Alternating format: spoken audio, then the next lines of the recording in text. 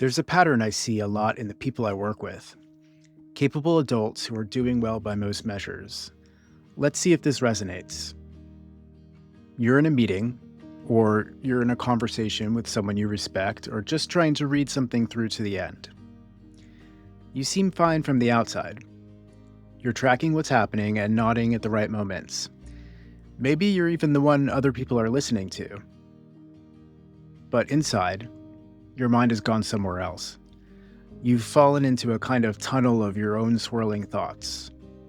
You're thinking about an idea you had a few days ago that you haven't done anything with. Then a half-finished project you keep meaning to come back to. And you had a major epiphany in the shower this morning. But what was it about again? It felt critical at the time, and now escaped into the ether of your dissipating thoughts. What's strange, and somewhat counterintuitive, is from the outside, this may not at all be obvious. You're a capable person. You're maybe doing well. But you've quietly and privately been carrying a heaviness. A sense that what you're actually capable of isn't making it out into the world. If any of that sounds familiar to you, if you've been carrying that disconnect and you haven't quite known what to call it, there's a different way of looking at it that I want to walk you through. So here's what I want you to know. This isn't a discipline problem. Despite what you've probably told yourself a million times, it isn't about trying harder. Trying harder is what got you this far. What's happening here is that your brain is wired in a particular way, and it's more common than people realize. What's not really understood is that the thinking is happening in there. The work is happening. You know it is. What isn't happening reliably is the connection between what you're doing on the inside and what makes it out into the world. And the cost of operating for years and decades with this kind of wiring without ever knowing what it is, that's really hard. The wiring itself is one thing. It is what it is. But not understanding why we're like this, that takes its toll. Before we go further, let's address some ideas your mind might be racing through. Maybe I'm just lazy. No. Lazy people don't think this hard about why they can't do things. The fact that you're trying to understand any of this is evidence against that. Let that one go. Maybe I'm just anxious. Maybe. Anxiety often shows up alongside what I'm describing, but they're not the same thing. It's worth being able to distinguish the difference. Anxiety fires when something feels threatening. What I'm describing fires when something is boring or unfamiliar, or doesn't have a clear next step, whether or not it's threatening. So if your difficulty is more about the type of task than what's at stake, or if you can sense that maybe both factors are at play, that's worth paying attention to. Maybe I'm depressed. Depression tends to flatten things uniformly. It can feel like the color is fading from everything, including the things you used to love. What I'm describing isn't like that. It's selective. You can be deeply engaged by one thing and completely unable to engage with another in the same hour. If your version is selective and dependent on context rather than affecting everything, that's a real signal. A lot of capable adults who are asking, is this ADHD? Are also quietly asking, is this autism? And sometimes the answer is both. The two genuinely overlap. I'm trained in ADHD, not in autism, so I'm going to stay in my lane. If what I'm about to describe sounds like you, it's worth taking the ADHD question seriously, whether or not the autism question is also open for discussion. That second question deserves its own conversation with an expert. A lot of what you'll find on YouTube about ADHD falls into one of two patterns. One is the hack. 10 ways to hack your ADHD brain. The ultimate ADHD productivity system. Content that treats the wiring as a problem to solve with the right technique. The other is what I'd call quirk positive. Content that makes ADHD sound charming, or like a personality type, or like a hidden advantage you should feel grateful for. Both of those framings can feel dismissive when you're the one living this.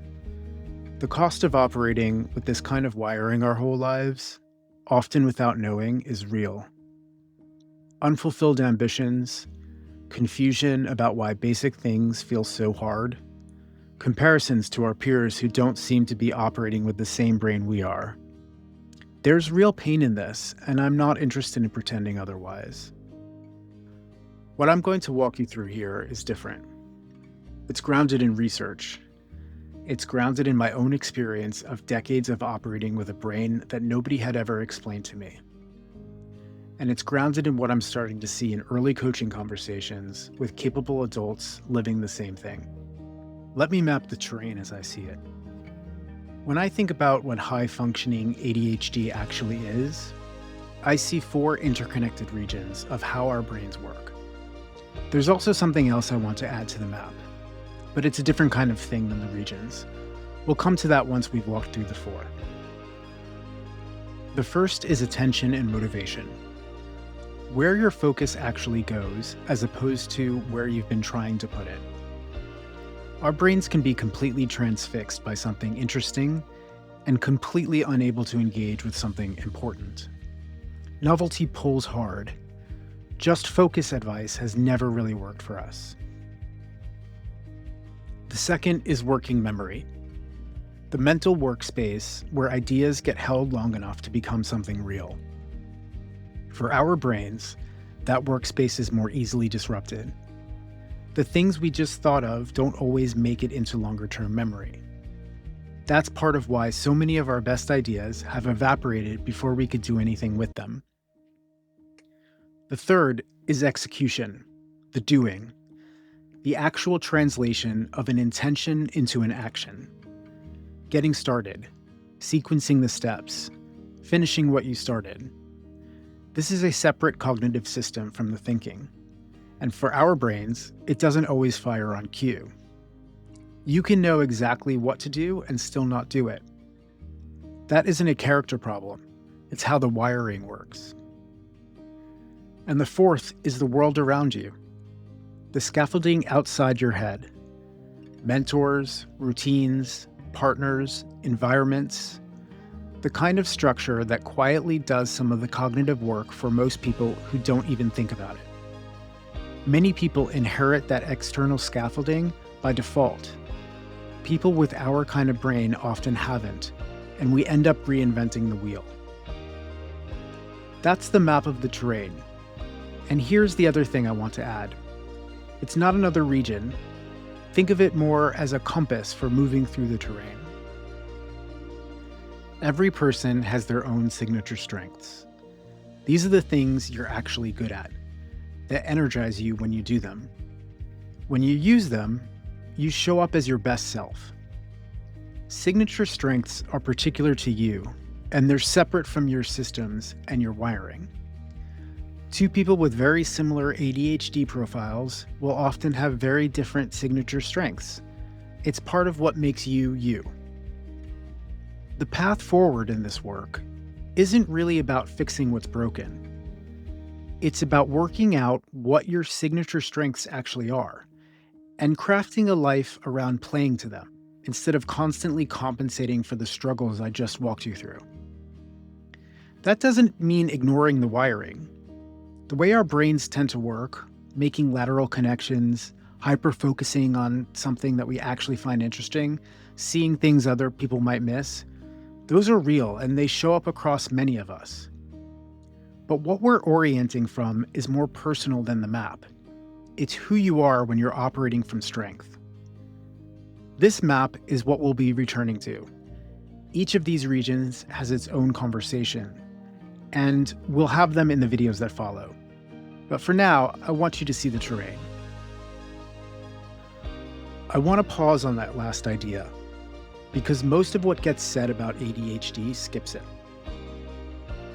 A lot of capable adults with this brain end up thinking the strengths and the struggles are 2 different stories. the career they built, the lateral thinking that made them good at what they do, the moments of intense engagement when something clicks. That's one story. And then there's the other story, the frustration, the unfinished projects, the gap between what they meant to do and what they actually did. Two different stories, two different selves. But I want to push back on that. They're not actually two stories. It's the same brain in different contexts. That's the part that took me a long time to see. The same wiring that struggles in a boring meeting is the wiring that suddenly catches a connection no one else in the room would have seen. The same brain that can't get started on something it finds boring is the brain that can hyper-focus for hours on something it actually cares about. The strengths and the struggles aren't separate. They're not opposed. They're the same brain operating under different conditions. Here's something I've started to see in my own life and in early coaching conversations. When we spend our days disconnected from what we're naturally good at, from what energizes us, from our unique gifts, the rest of it gets harder. The struggles get louder, the energy drains faster. And on the other hand, when we find ways to live and work that are organized around what our brains actually do well, rather than around what they don't, something starts to feel different. Not fixed, but different. There's a real distinction there. The next videos in this series will take each region of the map and look at it carefully. All of them will be working from the same assumption this one does, that the path forward is built around what's actually working, rather than by trying to fix what feels broken. I want to say something. If you've been carrying any of what I've just described, the gap between what you build internally and what makes it out into the world, the years of trying harder at things that didn't pan out, if you've been carrying that heaviness for most of your life without anyone ever naming it, I've been there. I get it.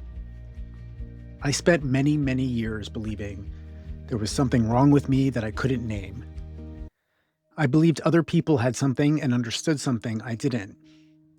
I lived every day with the shame, the feeling that the gap between what I knew I could do and what I actually got done was somehow a moral failure on my part, rather than something about how my brain was wired. It took me an embarrassingly long time to understand that I wasn't a failure. And honestly, I'm still working through this. But I'd been operating a brain that nobody had ever explained to me, with a set of expectations that were really designed for a different kind of brain. And then I was taking the friction of that mismatch as evidence that something was wrong with me. If any of this is landing for you, I want to offer you what I needed someone to offer me years before anyone did. You aren't broken. You aren't lazy. You aren't failing.